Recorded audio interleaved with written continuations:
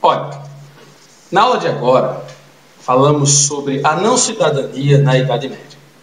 Na realidade, não tem muito o que dificultar nesse assunto, já que nós realmente vamos passar exatamente a relação que existia na Idade Média. Agora, vamos estabelecer em que Idade Média nós estamos nos situando. Vamos falar da Idade Média feudal existente na Europa do século V d.C. ao século XV.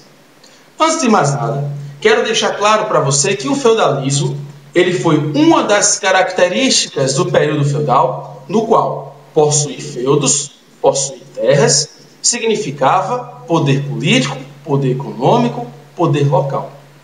Então, o senhor feudal necessariamente era um indivíduo proprietário das terras, proprietário dos bens de produção, proprietário da autoridade política local. Existimos, claro, outros exemplos de sociedades que também sobreviveram ao feudalismo. Por exemplo, no Japão existiu o feudalismo. O feudalismo europeu, ele, apesar de ser caracterizado como tendo a sua decadência no século XV, ele ainda deixará resquícios na sociedade europeia da Idade Moderna, que vai perdurar, pelo incrível que pareça, até a Idade Contemporânea. Quando, por exemplo, na Revolução Francesa, que é o grande marco da divisão da Idade Moderna para a Idade Contemporânea, 1789, você vai encontrar que ainda naquela França, dividida entre 3 estados, primeiro estado, segundo estado, terceiro estado, ainda havia resquícios de relações feudais.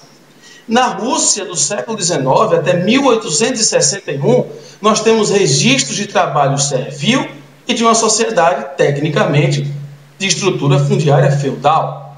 Então, o feudalismo, apesar de ter tido, claro, em sua grande maioria, com a formação dos estados modernos, se extinguido, ainda nós vamos encontrar alguns resquícios, até porque nós não podemos acreditar que um tipo de modo de produção que perdurou por cerca de 1000 anos, ele viria a acabar da noite para o dia.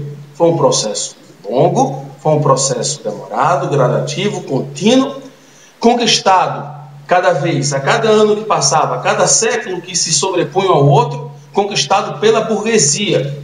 Mas falemos da sociedade que nós não podemos citar exemplos de cidadania, não podemos citar sociedade com conceito de cidadania na antiguidade, na Idade Média feudal, porque era uma sociedade dividida em um poder político não centralizado.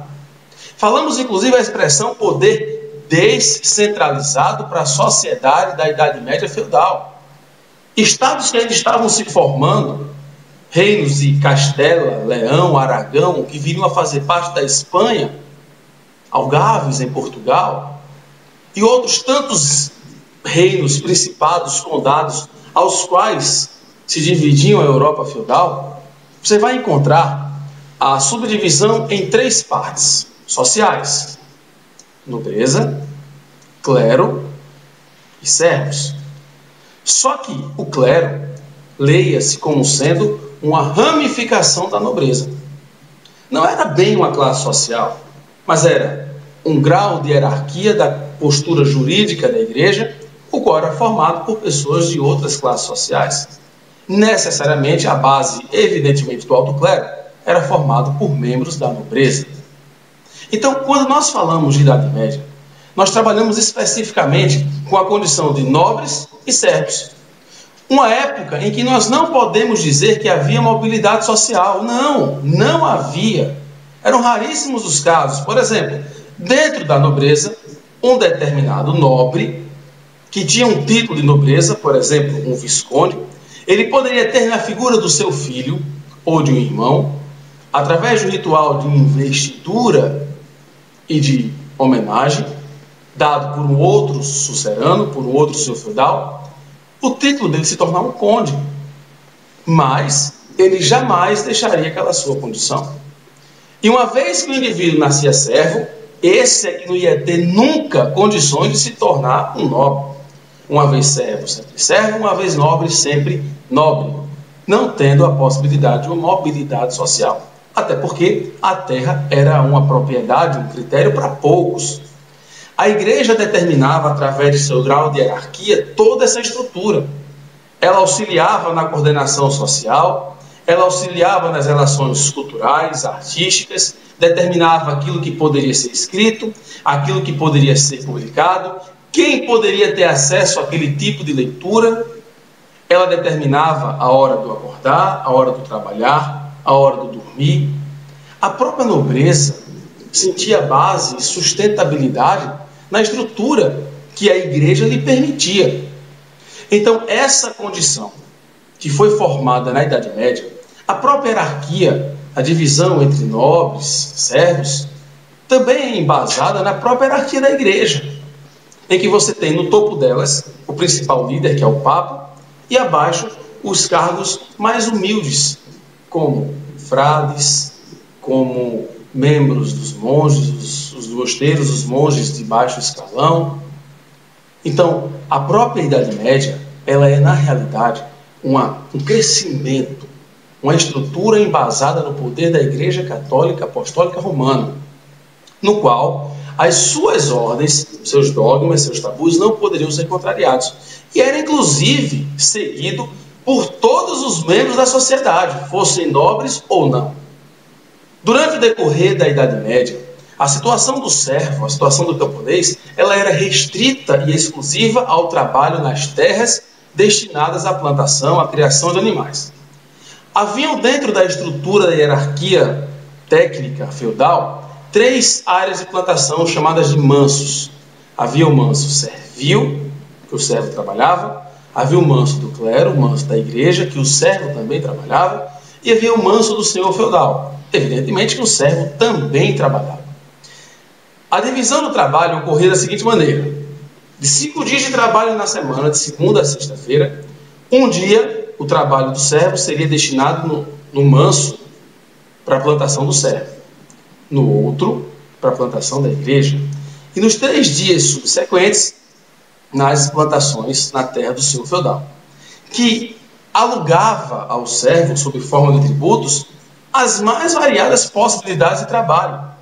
Ora, o senhor feudal cobrava tributos pela utilização do moinho que era utilizado para produzir aquilo que seria consumido pela nobreza, pelo próprio senhor feudal. O senhor feudal cobrava a utilização do arado, cobrava taxas sobre a utilização da terra, sobre a presença de indivíduos que trabalhavam e viviam dentro de seu feudo.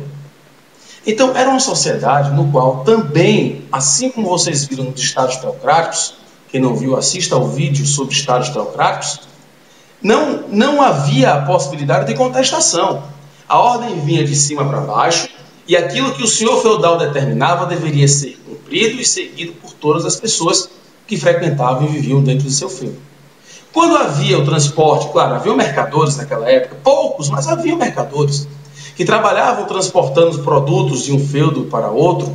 Cada vez que ele entrava no feudo, pagava um imposto chamado de pedágio. Imposto esse que poderia ser cobrado diferentemente de acordo com o grau de riqueza ou necessidade de cada feudo.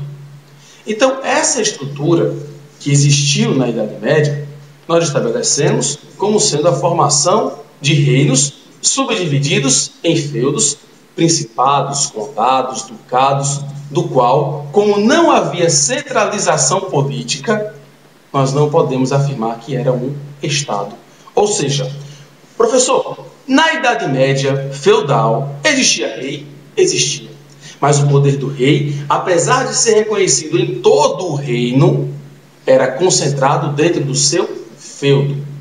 Ele era considerado sucerano de todos os outros suceranos, o qual os demais membros da nobreza, com outros títulos de nobreza, lhe deviam fidelidade, respeito, mutualidade, proteção, militarismo, mas ainda assim a autoridade dentro de cada feudal, dentro de cada senhor feudal, permanecia dentro do seu feudo.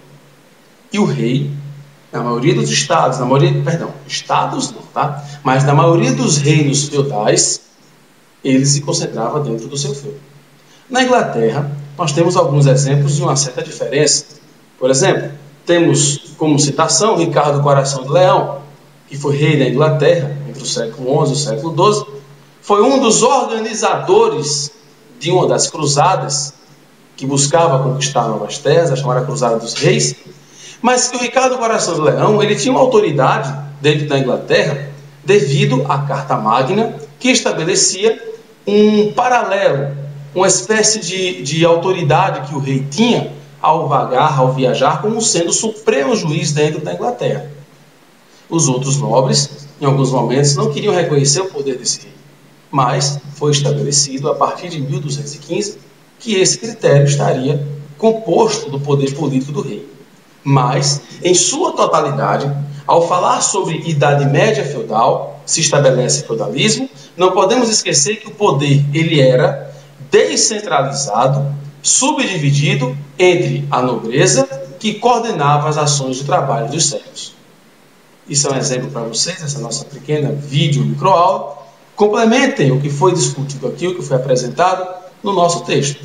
Maiores dúvidas, informações, deixem um comentário abaixo e eu vou responder com o maior prazer.